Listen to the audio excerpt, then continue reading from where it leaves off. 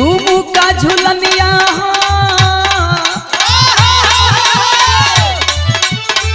झुमुका झुलनिया हंसुली न दुनिया चाहे कजरा के धारे।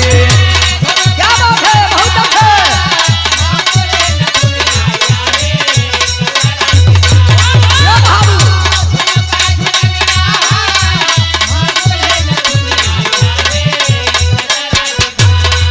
अरे झुमुका झुलनिया हंसुली न दुनिया चाहे कजरा के धार। तुहरे मुस्कान हमर सोर हो सिंगार, हमार सोर हो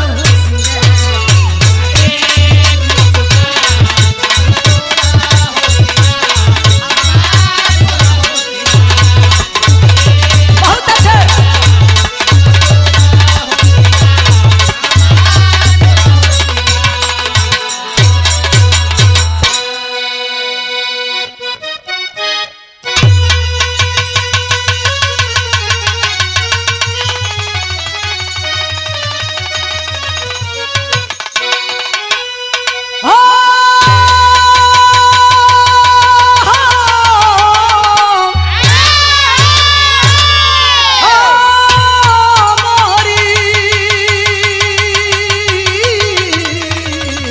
सवरिया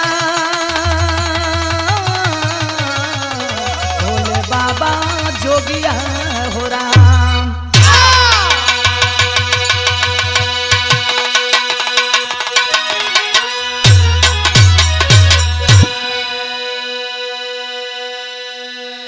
सबसे पहले सब बिरहा सुने वाला भैया लोग के हम गायिका मीरा मूर्ति पैर छू के प्रणाम करतनी। किरण म्यूजिक के प्रस्तुति डायरेक्टर आप माननीय वीरेंद्र यादव जी बानी और संयोजक माननीय राम प्रवेश सिंह जी बानी और रिसाम स्टूडियो बक्सर से माननीय सोनी जी बानी हमरे रिकॉर्डिंग पर। और आशा न पूर्ण विश्वास करतनी कि जैसे आप लोग मीरा मूर्ति के हमेशा बिरहा सुने नी और सुन के मीरा मूर्ति के अपन आशीर्वाद और अपन दुलार प्यार देनी। विश्वास करतनी के बिरहा के आप लोग सुनब और ये मीरा मूर्ति के आप लोग बिरहा के लायक करब। बड़ा ही सुंदर कवि जी 4 रंग भूमिका में भाव लिखते हैं बहादुर।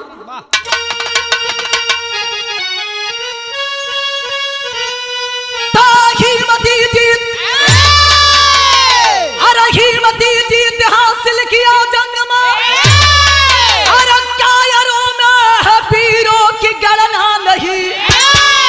ताउन की लालत जवानी बिरथा साथियों, आयान खातिरी सिखे जो किलाना नहीं। अपने भुजबल पर लोरी की लड़े शान से, जिनके त्यागा ऊपर दुर्गा रानी रही। बाल बाका किया ना कोई वीर का, जब जमाने में जौहर जवानी रही।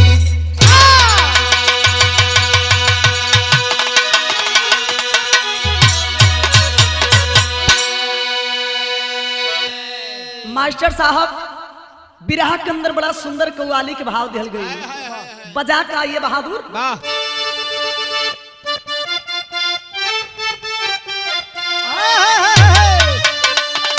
अरे बसिए की और दुनिया है, बसिए की अरे और दुनिया है इसी संसार के नीचे। बसिए की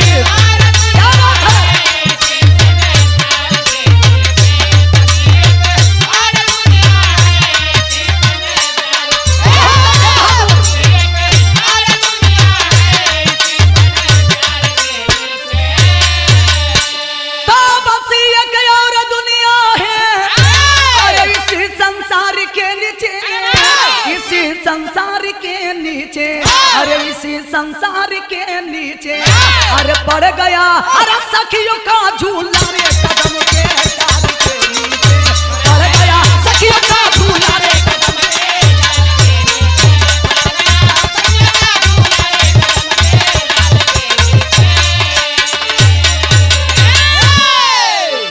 लेकिन गजल से बढ़िया कव्वाली से बढ़िया कवि जी हमारे बिरहा के अंदर भाव लिखलन उन बहादुरों के लिए। क्या लिखते हैं? पराजित हो नहीं सकता, अरे पराजित अरे हो नहीं सकता रे, सत्य परेशान होता, पराजित हो नहीं सकता, परेशान होता है,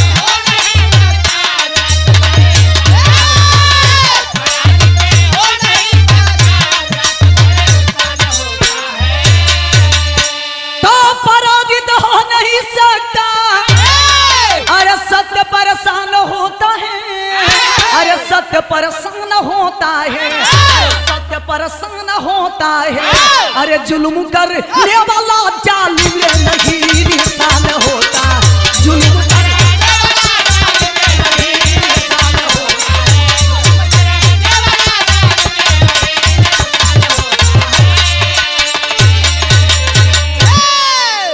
कवि जी हमारे लिखते हैं कि पराजित हो नहीं सकता, सत्य परेशान होता है, जुल्म करने वाला जालिम नहीं इंसान होता है। सही रास्ता पर चले वाला इंसान के थोड़ा सा कष्ट होला, लेकिन मंजिल वही पाते हैं जो सही रास्ता को अपनाते हैं। बिरहा के शुरुआत बतावल गई मास्टर साहब, जौहरी छंद के अंदाज में कवि जी लिखते हैं क्या, बहादुर हो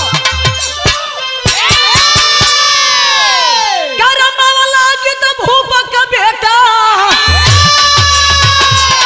नाली बड़ हुआ सयाना, माता मदेश्वरी बोली, दक्षिण दिशा में जाना, दक्षिण जी हुल में पहुंचा, मर्दों की हरो हरी, माता से भेंट को पूछा, बताने लगी मतारी, तुम्हारी गोरी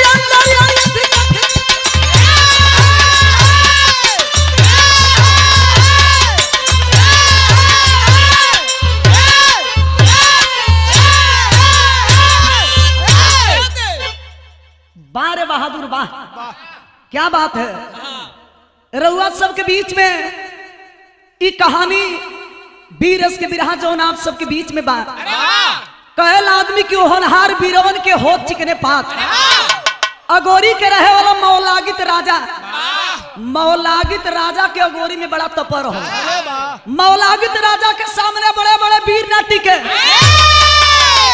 ने बुआहा में लोरी के जवानी चरचराई हो, लोरी के नाम सुन के बड़े बड़े वीर खाली नमवा सुने मैदान छोड़ के भाग चले, ई रिक्स हम ना ले, लोरी के बड़े बड़े वीर खाली नाम सुने तो कितना वीर खड़े खड़ी पेशाब कर दे, शायद तू देखले हो कब डर से हो। एने अगोरी में मौलागित राजा के तपल बा, बोहा में लोरी के तपल हो, अगोरी के रहे वाला मौलागित राजा, मौलागित राजा के दुल्हन के नाम बतावल गेल मातेश्वरी, मातेश्वरी के एके बेटवा जो ने बेटवा के नाम बतावल गेल दलीपन, कहल आदमी की बांस के जरिए हमेशा बांस जामेला, शेर के बेटा हमेशा शेर होला, मौलागित राजा के एके बेटे जौना बेटवा के नाम बतावल गेल दलीपन, दलीपना जब जवान भइल त अपना बाप ऐसा लगल देह तोड़े, लागल देह ऐठे, कहल आदमी की कुल तकुल ये है जवानी के पानी एगो अलगे होला, फरज जला हो बाबू, फरज जला, तोहार तो चोकरत गइल होई। मौलागित राजा के बेटवा दलीपना लागल दे ही तोड़े, एक दिन माई समझावत रही कि बेटा तनी आड़ के ए उम्र में जे अपने आप के रोक ली पार हो जाई, ओकर जौन बा नैया पार हो जाई, ये उमरिया ऐसन हो कि यही उम्र में समरे के जरूरत होला।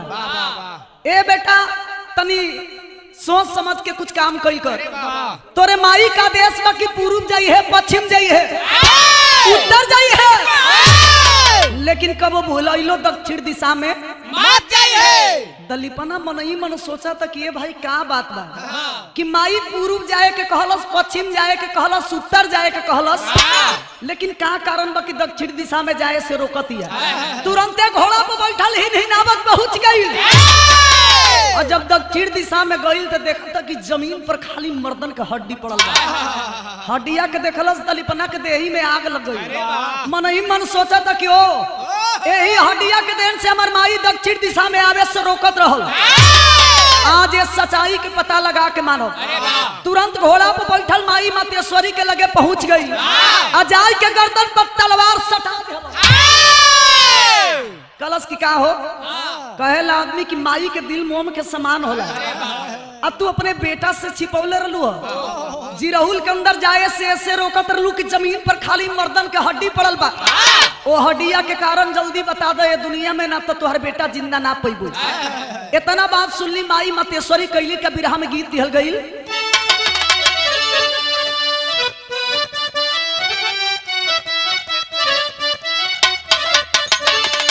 मास्टर साहब गीत के कवि जी हमारे बिरहा के अंदर बड़ा प्यार से लिखल हो। कैसे हो? जब मर्द मेहरारू के मुकाबला होला मास्टर साहब तो मेहरारू तनी मनी मर्द लोग के छुआई के कहली का छुआवेली गीतिया के औरी का अच्छा तनी मनी ठेका के कहली। कैसे कहली मास्टर साहब? अरे करी हैया हिलावे बार बार बबुआ हिलावे बार बार बबुआ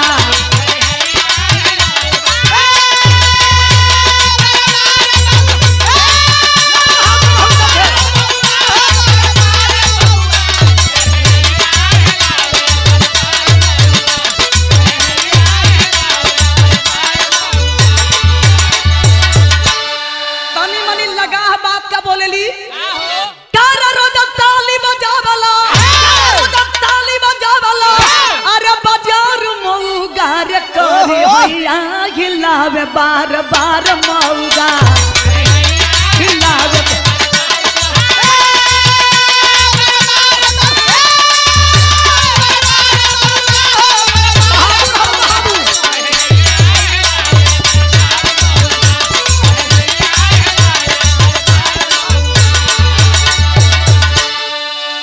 लेकिन माई मतेश्वरी अपने बेटा के बतावत का बड़ी। अरे तोर मौसी भइल जब जवान बबुआ भइल जब जवान बबुआ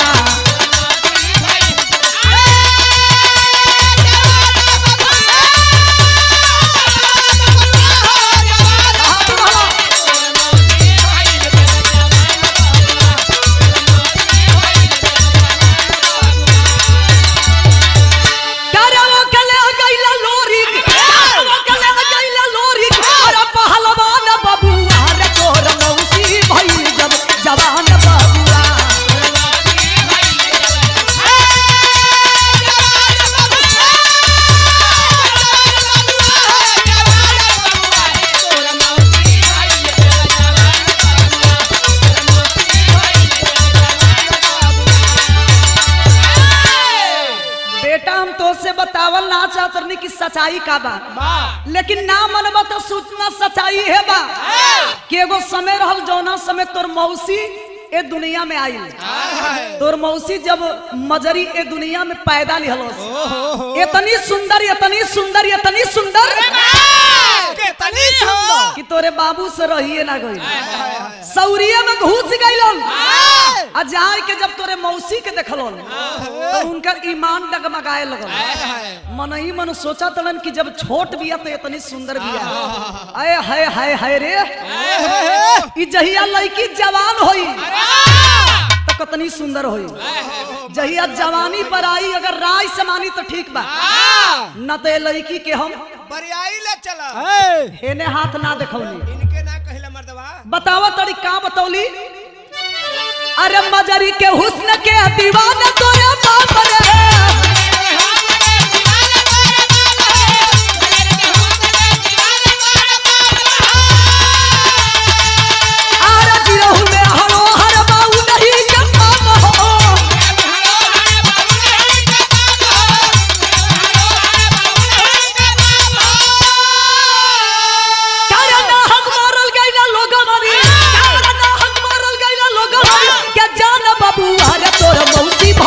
जवान बबुआ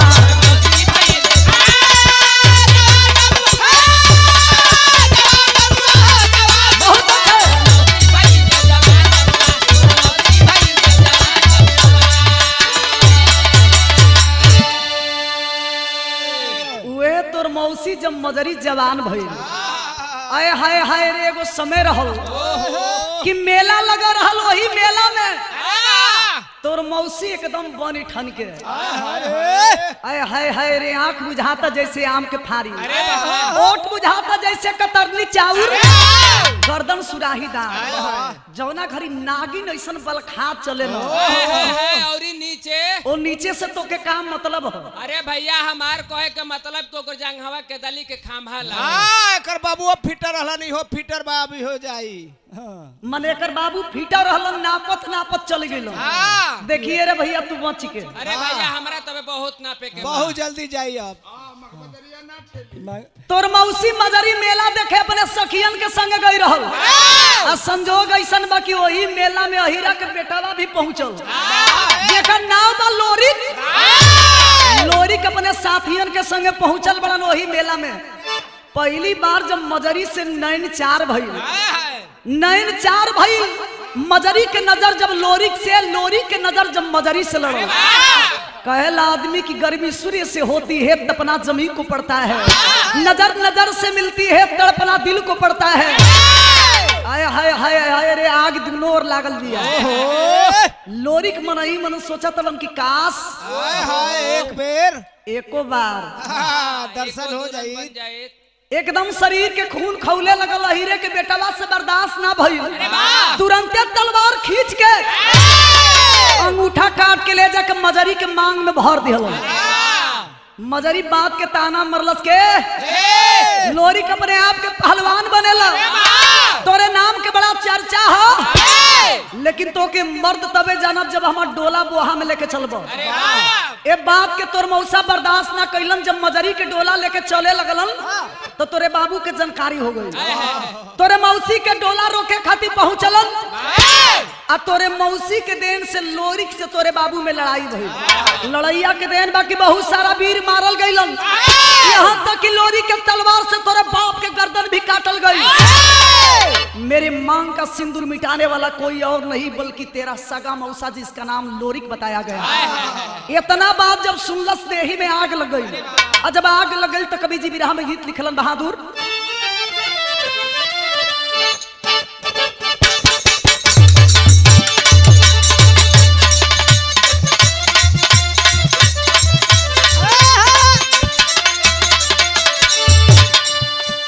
मास्टर साहब कोनो लड़का कोनो सुघर सागर लड़की के देखले बा, कैसा लड़की रहे हो? कौनो चीज अगर पहले पहले आदमी देखेला, तब का होला? पहले पहले देखेला तो तुरंत आँखिए टेढ़ा जाई, मुहवा बवा जाई हो बहू, मुहवा चट से बवा जाई।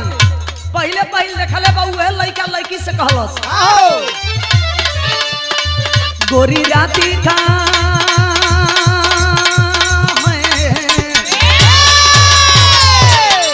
गोरी राती का खेललू हवन खेल, अभिले महके तरुआ खेल।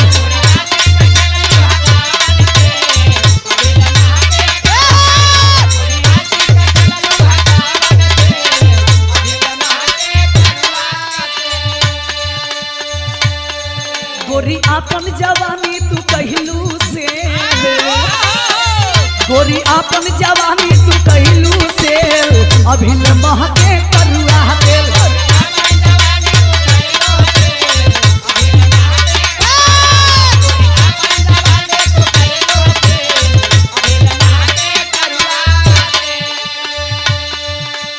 माई मतेश्वरी समझावा तरी के बेटा तनी दिमाग से काम ले, कोनो काम ऐसा मत कर दिए कि तुरंते जौन बा आउट हो जाइए।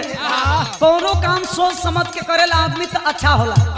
एगो हमार बात मन का बतौली, यही बगले में यही बगले में श्याम सुंदरी बाड़ी कुंवार, देखे बचन गईले मौसा तोहार।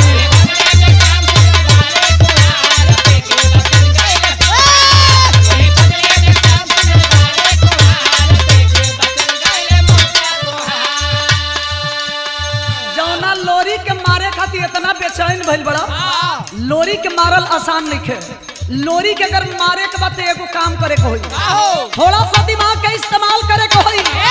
जौना घड़ी लोरी की लड़ाई लड़त रहलन तो लड़ाइया के देखे खातिर एगो लड़की रोजा एक दिन ना 2 दिन ना 7 दिन लड़ाई देखे खातिर गई। एक दिन कहलस लोरी से के लोरी अपने आप के पहलवान बनेला अक्का है मजरी खातिर लड़ाई लड़ल बड़ा तनी है झझरी के देखा ए मजरी के चक्कर छोड़ा हमके अपने दिल के रानी बना ला हमारे मांग में सिंदूर डाल के दिल के रानी बना ला।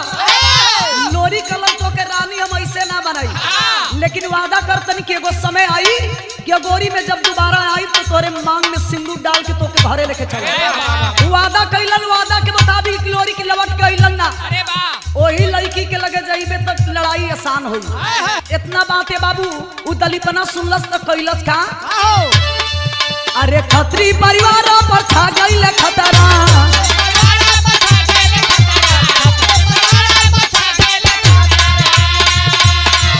अरे पहुंचा दलीपन श्याम सुंदरी के बाजारा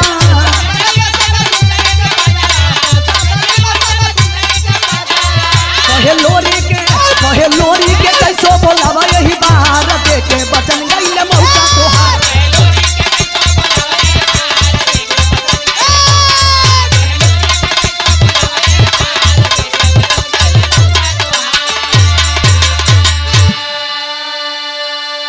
माई मतेश्वरी से ऐसा बात सुन के दलीपना पहुंच गई लड़की के लगे जाए के गर्दन पर तलवार सटा देहलो नमस्कार तोरे नाम श्याम सुंदरी हो हमार मौसा यही अगोरी में तोरा से वादा कैले रहलो लोरी कितना दिन बीत गई गोरी में ना आइलो अब समय आ गई बा जल्दी बोलो देखो तनी कि लोरी के जांघी में कितना कुबत हो भाई चरस लोरी के गोरी में आ जाई हम बाप के पगड़ी के कसम भाई के दूध के कसम यही तलवार से लोरी के गर्दन काटो अगर जो लोरी का गोरी में ना आइलो तो समझ ले दुनिया में तू जिंदा बचबू नहीं। इतना बात सुनला से बाबू श्याम सुंदरी तो रोवे लगल बिरहा के अंदर बड़ा सुंदर टेरी दिहल गेल बहादुर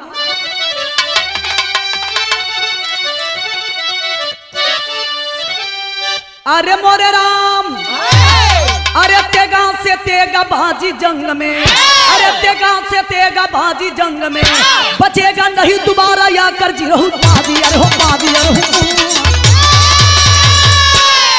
तेगा से तेगा बाजी जंग में बचेगा नहीं दोबारा या कर जी रहू बाजी तेगा से तेगा बाजी जंग में जब जागे याद कभी दिल में किसको अपनों का दर्द नहीं जब जागे याद कभी दिल में किसको अपनों का दर्द नहीं लिया बाप का बदला हुआ समझो ही जो है मर्द नहीं हरा पत्थर लिख कर बला तब गौरा में भेजवाई है वह चिट्ठी पाए या भोरी का खो में लाली छाई है तीनों भाई संग जई चला गोरी में आए हैं काटेंगे दलीपन की गर्दन लोहू का टीका लगाए हैं बोली दुर्गा माँ खेल नहीं चकती लगा दे बादल में बोली दुर्गा माँ खेल नहीं चकती लगा दे बादल में हे मौत दलीपन दुश्मन की मातेश्वरी के आंचल में तुरंते श्याम सुंदरी एगो चिट्ठी लिखलस वो चिट्ठिया में यह लिखलस कि लोरी के मालूम कि तोहार प्रेमिका बड़ा अफतरा में पड़ल बिया इतना दिन बीत गई तू तो हमसे वादा कैला लेकिन दोबारा गोरी में ना आइल अब समय आ गई बा अगर जो ना आई बते दुनिया में हमके जिंदा ना पैदा लोरी के घरे चिट्ठी गई लेकिन संजोग ऐसा बा कि उस समय लोरी के मौत हो गई रहा चिट्ठी पढ़ल के लोरी के लड़का जेकर नाम बा अभोरी ए बाबू जब अभोरी चिट्ठी के पढ़लन देही में आग लगई मन ही मन सोचे लगलन अरे बाप रे बाप एगो समय रहल के मेरे बाप के नाम का डंका बज रहल बड़े बड़े वीर हमारे बाप के सामने टिके ना इस साला 3 दिन के लौड़ा छौड़ा ये सार के मजाल के मेरे बाप के चुनौती दिहलन ये धरती पर जिंदा रह तब बाप के मर्यादा बचाई सार के गर्दन काटब आ काट के अपने बाप के मर्यादा बचाई। अरे वाह। तब तक ले दुर्गा जी सामने खड़ा होके बोले लगली कि बेटा दलीपना के मारल इतना आसान नहीं थे। ऐसे कि दलीपना के मौत ओकरे माई के आंचल में बा। आज जब तक ले बुढ़िया के आंचल फाटी ना ये धरती पर कोनो माई के लालो बेटा के मारे वाला पैदा नहीं खल ले। इतना बात जब ये बाबू लोरी के लइका भोरिक सुनलन तो लगलन दुर्गा जी से पूछे बिरहा में गीत दिहल गई।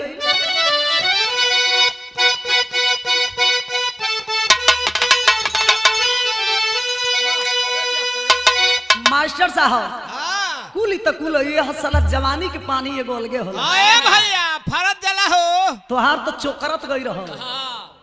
कौनो लड़की का 18-19 साल की उम्र कहेला आदमी ये बाबू की चरगोड़वा बना दे लेकिन आए हाय हाय रे दुगड़वा कबो ना भैया उछरदवाली फनिए जाई। 18-19 साल के उम्र हमारे ऐसा लड़की भी है हाले साल के गहना बोल बा ससुरा गई भी है और जब लौट के आई तो पुक्का फाड़ के रोती है। पुक्का फाड़ के रोवे लेकिन लोर ना गिरे।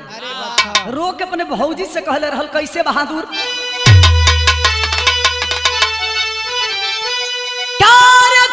मिलल गौरवा भी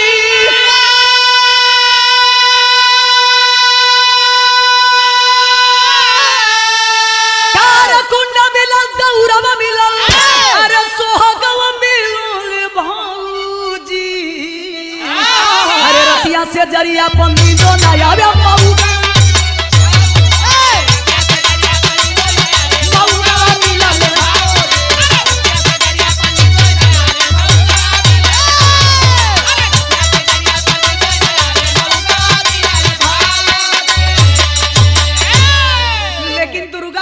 बताओ तड़ी कैसे हो अरे कुटिया मोर दुर्वासा साधु के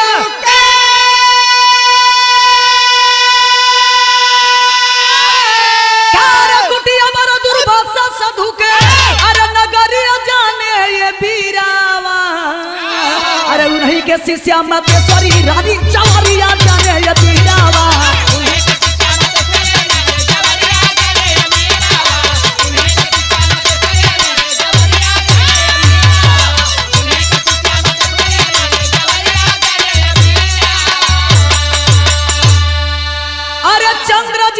भोरिक मन जोगी अरे माई मातेश्वरी लग गई अरे बाबा तो के बोला बोले बाड़े अरे नम्र निवेदन तुरंते जौन बा अब होरिक अपने तीनों भाइयों के लेके जोगी के भेष में पहुंच गए कहा अगोरी में वही दलीपना के घरे जाए के मातेश्वरी से कहलन मौसी पा लगिला खुश रहा बेटा। मौसी पूछा तड़ी के बाबू तोहा लोग के अब होरी कहलन मौसी तू हमनी के ना चिन्हबू हमनी के साधु बाबा के चेला है जा जल्दी चल बाबा तो के बोलौला हो। इतना बात माई मातेश्वरी सुन ली ते बाबू तुरंत चले खातिर तैयार भइली आज जे वही रास्ता में तीनों भाई लेके अइलन तब बारी बारी लगलन केहुनी से खोदे पारा पारी आपस में तू फाड़ तो तू फाड़। जब तीनों भाई मिल के माई मातेश्वरी के आंचल के फाड़ल लो तब बुढ़िया समझ गई कि तीनों कोनो ऐसन ऐसन ना ये तीनों जरूर कोनो वीर हवन।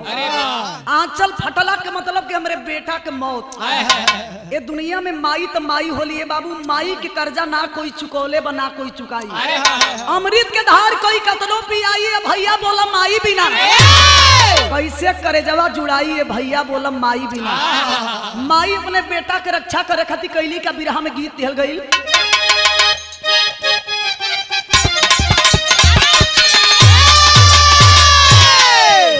मास्टर साहब कभी कभी पुरान चीज भी बड़ा मजा देला जैसे में मेरे चाचा दादा लोग परतोख देला लो पुरान चाउर होके पुरान मेहरारू होके भैया तो के आज हम ज्यादा पुरान लोग तो के ना कहिला हो भैया सब के कहला अरे बतिया के परतोख देत है एगो हमर बात कान खोल के सुन ल जौना घर में पुरान मेहरारू ना रही हो पुरान मर्द ना रही हो हमारा ऐसा नौकी जौन बाड़ी सन ये हमार दावा बा भरल समाज में हमार दावा बा कि हमारा ऐसा जौन नौकी बाड़ी सन तोहरा ऐसा ऐठे वाला लोगन के न यही उठल लिया पर बेच के फुर हो जे हसन तो तोहर बजाई के है ना बड़ा एहसान करेला यही के दाम लेला बाबू दाम देलू बाबू तो टाइम टाइम से बजवावल करे बाबू माने तोरे हिसाब से जहाँ मुर्गा ना रही हो जब बिहाने ना होई बिहान होई लेकिन अंदाज ना चली माने कहला के मतलब तोहरे का भई हम ना बजवाइबू का बजवाबू अरे बजवाल है करतलिया हो तो ये साफ बोलनी खोल के बोल करो ये गीत के स्वर्गीय रामदेव गुरुजी जवानी के आलम में गाई बहादुर कैसे अरे बारी उमर कमर लचकनिया अरे बारी उमर कमर लचकनिया बारी उमर कमर लचकनिया गोरी खींचे निहुर के पनिया गोरी के झूले झूलनिया बारी उमर कमर लचकनिया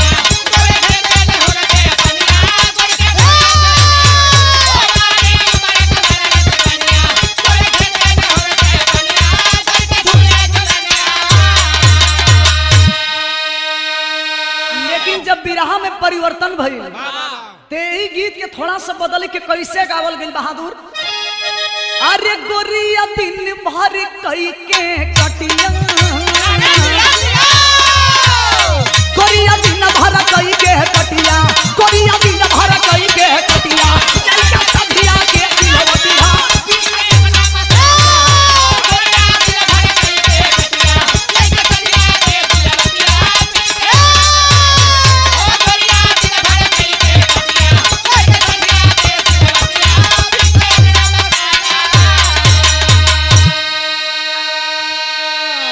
देखी माई मतेश्वरी अपने बेटा खाती कैली का अरे झंखन लगी मतेश्वरी मारल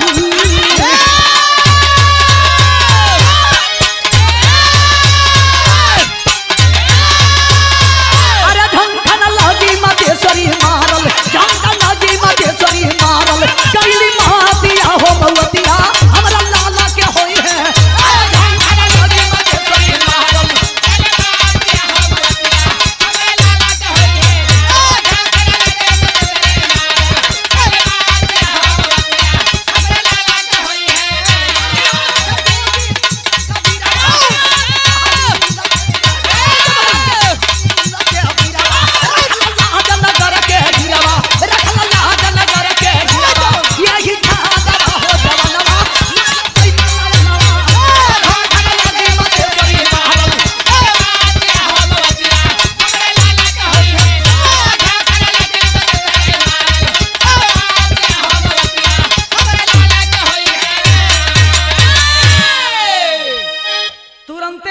मतेश्वरी पहुंच गई वही अगोरी में अब पहुंच गई अब पहुंचला के बाद वो बाबा के ढूंढे लगली कि बाबा बाड़न कहाँ जौने बाबा के नाम बतावल गई शिव शंकर जोगी शिव शंकर जोगी के अमर के वरदान मिल रहल ए धरती पर कोई माई के लालो बाबा के मारे वाला पैदा ना रहल जाए कि कली बाबा पा लगिला खुश रह सुन ले बनी बाबा की तो के अमर के वरदान मिलल आज समय आ गई बा गोरी के पानी बचावे के होई अरे बा 3 गो आइल बड़ा सब तीनों 3 किस्म के कैसा ई तीनों बड़ा रुपया बड़ा सो एगो तो करिया ठे हो अच्छा लेकिन बुहाला जैसे कि गेड़ा हो अरे बा जाकी टोपी लगौले बा आ एगो छोटवारे बा लेकिन एकदम निर्गोछिया हो आ एगो साला एकदम देखला में विकलांग हो 3 गोला 3 किस्म के बड़ा सो बुझा तो कि गोरी के पनिये खत्म कर दिहल शिव शंकर जोगी के लन घबराइले के जरूरत बस खाली दिखा दो कि तीनों बाड़न कहा माई मतेश्वरी के लिए बाबा हम का दिखाई तू देखबा तो खुदे जान जीबो तीनों 3 कलर के बड़ा सो शिव शंकर जोगी के लन घबराइले के जरूरत नहीं खे बस खाली तनी मनी इशारा कैले के जरूरत हो आज देखल जाई कि केकरे अंदर कितना दम हो सारो जो है घटाइलो होई जब मारत ऊपर रेला नीचे रेला बगल रेला पीछे में कहां रेली मिर्तला कवा में हो अब ये सही बोले हो यही से कहे नहीं कि हमेशा सही बोलनी कबो सही बोलेला तारा उल्टा जनाला शिव शंकर जोगी कलम की जहे भेटाइलो सार लो वही जरेलो आज इतनी बाण मारो कि जिंदगी में याद रही कि कौन मर्दों से भेंट रहल उठाई के जब धनुष बाण चलल तब बिरहा में गीत लिखल गई बहादुर।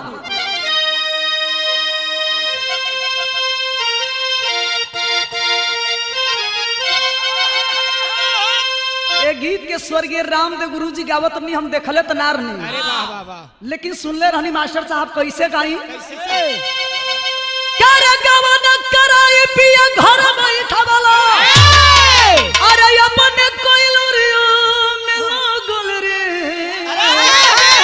नीर मोही दगा दे के अरे भागल रे, नीर मोही दगा दे के भागल रे।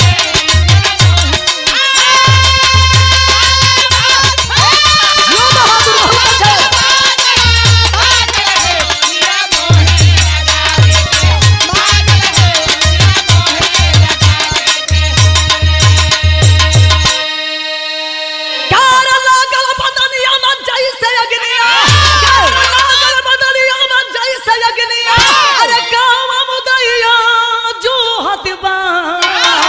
हाथवा में धेनुहिया अरे शोभत बा हाथवा में।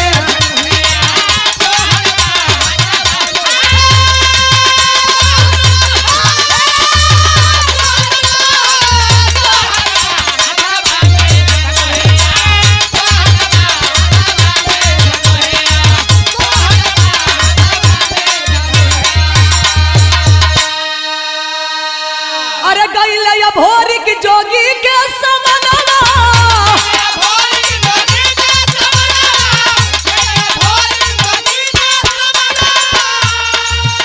अरे शिव शंकर बोले कि धनवा ललवा,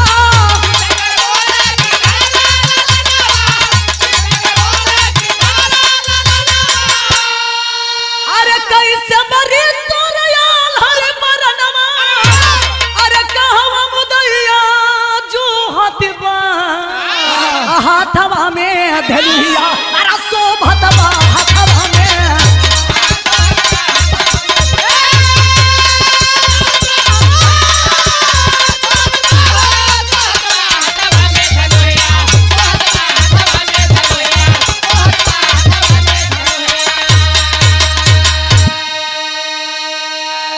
शिव शंकर जोगी के सामने जब लोरी के लइका अभोरी पड़ल लो, मन ही मन सोचे लगलन जोगी बाबा क्या है ई लइका इतनी सुंदर बड़न, ए लइकन के मरला के मतलब कि अपराध। कहल आदमी की लड़ाई के मैदान में जब लड़वैया बरोबरी के होलन तब लड़े में मजा आवेला। ई न कि एगो पहलवान ऐठा थोखे बटुराइल जात होखे। आ एगो पहलवान साला लागत होके एने ओने करे। लड़वैया के मतलब कि जब बरोबरी के होलन तब मजा आवेला। ए बाबू शिव शंकर जोगी मन ही मन सोचा तलन के लइकन के मारला के मतलब कि अपराध। कलन ए बेटा हमार बात मान, तू हमसे लड़े लायक नहीं खे, चल निकल जाओ। मैं कहता हूँ कि चले जाओ, यह लड़ाई का मैदान है, कोई फूल की सेज नहीं।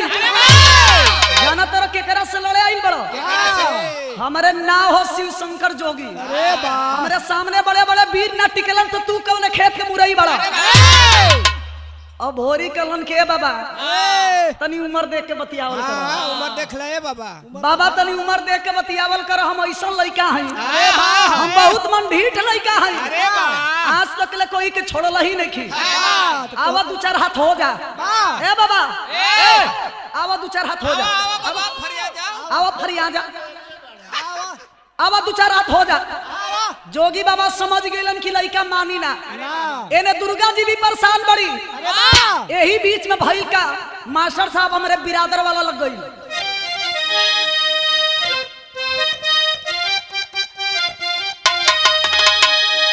पहले के जमाना में जब हमनी के दादा चाचा लो बहुत बहुत रुपया देके सम्मानित के लिए बनी, माननीय रमाकांत मिश्रा जी और हमारे पूरे पार्टी के आप रुपया देके सम्मानित के लिए बने, और बिरहा से बड़ा ही लगाव। और बाबा बहुत हमारे शुभचिंतक हैं, वास्तव में हमें सही मार्ग दिखाने वाले आप बाबा हैं। और माननीय सोनू बाबा में बहुत बहुत धन्यवाद देना चाहूंगी। कहला आदमी की जे अंधकार से निकाल के प्रकाश में करेला, गुरु के सम्मान होला। बहुत बहुत हमरे ओर से आप सबके प्रणाम। बिरहा के अंदर हुए मास्टर साहब लड़की के भाव दिल गई।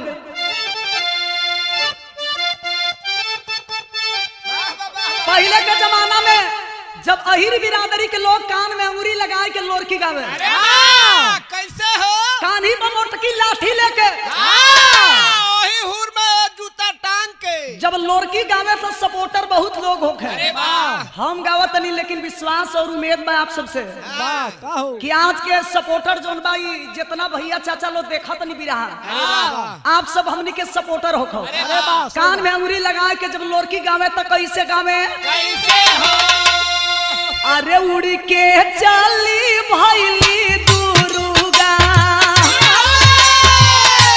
उड़ के चली भैली दुर्गा बहिनिया हो बरा।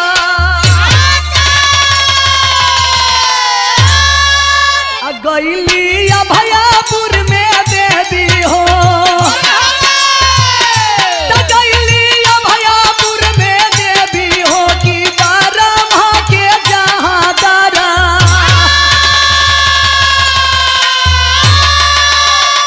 दुर्गा जी तुरंते उड़ान भर के पहुंच गई ब्रह्मा जी के लगे। अभयापुर में जाए के ब्रह्मा जी के पैर पकड़ के कहली भैया पा लगिला। सुनले बनी कि शिव शंकर जोगी के तू अमर के वरदान देले बड़ा। ई तुहार बहिन तो से बड़ा विश्वास और बड़ा उम्मीद लेके तोरे पास आई दिया। हमार बात माना, वो जोगिया के कागर जल्दी फाड़ दो। अरे वाह ब्रह्मा जी कहलन कि बहिन हो तो का है फटक के लो, फटक के दो। मैं कहता हूँ कि चली जाओ। जुबान से निकली हुई बात और कमान से निकली हुई तीर कभी वापस नहीं आता। जो लिख दिया है उससे कोई मिटाने वाला नहीं है। तब दुर्गा जी रोवे लगली तो ब्रह्मा जी मजबूर होके कैलन का हो के लाचार ब्रह्मा कागज दिए अमर का फार।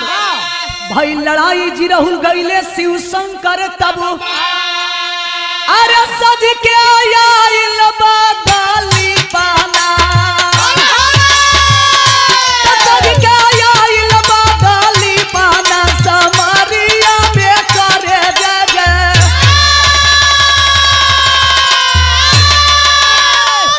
जौना गरीब ब्रह्मा जी ओ जोगी बाबा के अमर के कागज फाड़ दिलन तब दुर्गा जी बड़ा खुश भइली। उड़ान भर के जब लड़ाई के मैदान में गईली तो लोरी के लड़का भोरिक से कहली के बेटा अब का देरी के लिए बड़े, जैसे जिंदगी भर तोरे बाबू के जांघी के खून पियनी। अरे वाह लड़ाई के मैदान में हमेशा लोरी हमारा बल पर लड़ाई जीतलन। जैसे तोरे बाप के साथ दिले रहनी आज तोर साथ दे। अरे वाह एगो काम करो का कहली बिरहा के अल्लाह दिहल गईल।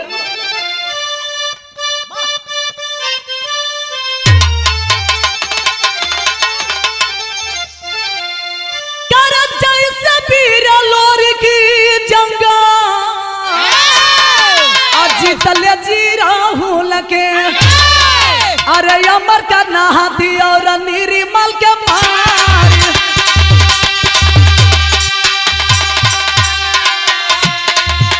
अरे वही से ये भोरी खाते लेके तलवारिया,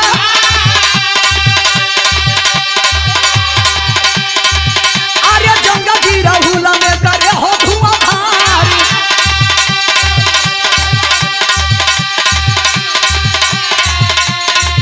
अरे झलकल का बेलावा हो वीर लोहरी गा के,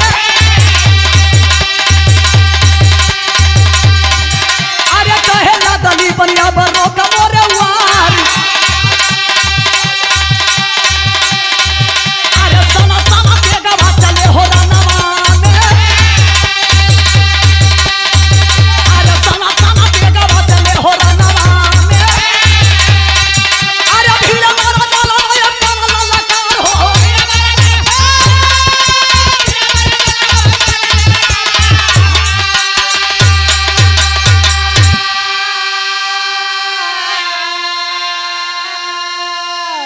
अभी अभी मेरी पूरी पार्टी को और हमने आपने सम्मान बढ़ाने का काम किए हैं। माननीय रमाकांत मिश्रा जी हजारों हजार रुपया देकर के आप बाबा हमके सम्मानित किए। आज खाली बबे के ना संगे संगे बाबा के संगे संगे बाबा इनके भी प्रणाम बा। अरे बाबा हमनों के तरफ से बा। ए भाई कहल आदमी की मर्द मेहरारू एक दूसरे के पूरा खोलन। बिना मेहरारू के मर्द के चले वाला नहीं खे अब बिना मर्द के मेहरारू के भी चले वाला नहीं थे। ते बाबा तुहार जोड़ी बना रहे। अरे वाह वाह वाह वाह। कहल आदमी की दूसरा के रानी नहीं अपन कानी बरोबर होले अपने वहां के बचा के रखी। हाँ बहुत बहुत रुपया देके सम्मानित केनी बाबा की प्रणाम बा। वाह ए बाबू लड़ाई के मैदान में दुर्गा जी के सहारे जैसे लोरी अमर करना हाथी और निर्मल के मार के अघोरी के लड़ाई जीतले रहलन वही तरीका से तलवार उठाए के अघोरी की जौने घरी है बाबू शिव शंकर जोगी के गर्दन पर मरलन। शिव शंकर जोगी के गर्दन जमीन पर गिर गई खींच के दोबारा तेग मारलन तुरंते जौन बाप दलीपना के गर्दन भी जमीन पर गिर गई। माई मतेश्वरी रोवे लगली कि कहां से हमार बेटा हमार बात मान गई रही ताज एगो माई के अपने मरल बेटा के लाश देखे के ना मिली।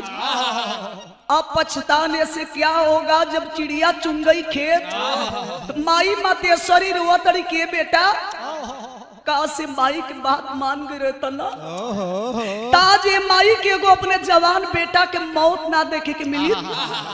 लेकिन ये बाबू अब तो जौन बीते के तौन बीत गई तुरंते अब होरी के अपने मौसी के पकड़ के बड़ा सुंदर एगो बात कलन बिरहा के खड़ी दिहल गई।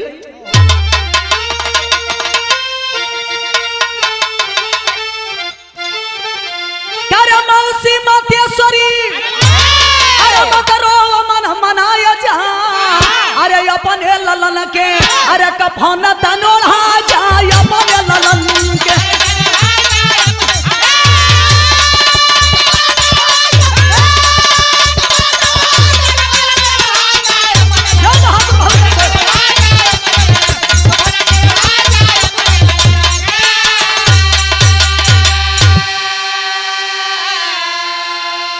अरे जुल्म करने वाला नहीं पता क्षमादान हो और सच्चे इंसान के सहायक भगवान हो।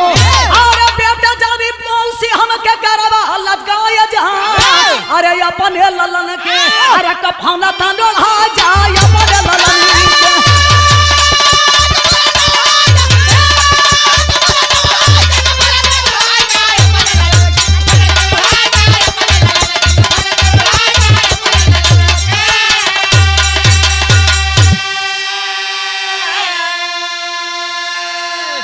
मौसी मातेश्वरी से कहलन मौसी घबराइले की जरूरत नहीं है वो बेटा खातिर हो तड़ू तोहार बेटा कोनो समाज से भी ना रहो तोहार बेटा अन्यायी किस्म के रहो। अन्यायी की मौत पर इंसान के कभी आंसू ना बहावे के चाहिए। ए मरल बेटवा के एक गज कफन ओढ़ाई के अंतिम विदाई कर दो। कहला आदमी की माई मुओ मौसी जियो तोहार बेटा मर गई तो कहा तोरे बहिनी के बेटा तोरे सामने बा ए बेटा के छाती से लगा के अपन बेटा बना लो। माई मतेश्वरी अपने मरल बेटवा के अंतिम दाह संस्कार कैली और लोरी के लड़का अब होरी के अपना ले ली। इतना भैया चाचा लो बिरहा सुनत नहीं प्रमाण बतावल गई कि वही अगोरी में अब होरी के चलते एगो बहुत बड़ा यज्ञ भइल। ओ यज्ञ होखे से पहले नाना महारा के बुलाए के अघोरी अगोरी के ताज बनलन। अगोरी में एगो बहुत बड़ा यज्ञ भइल। यज्ञ भइला के मतलब कि जितना लोग नाहक के मराई रहलो सारा लोगन के आत्मा के शांति मिलल। तो लोरी के लड़का अघोरी के चलते बिरहा के आखिरी भाव में लिखना पड़ा।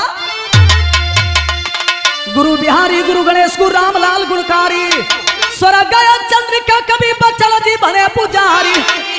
अरे तेगा से तेगा बाजी जंग में कबीरा रमा कभी से रहे शारदा राज।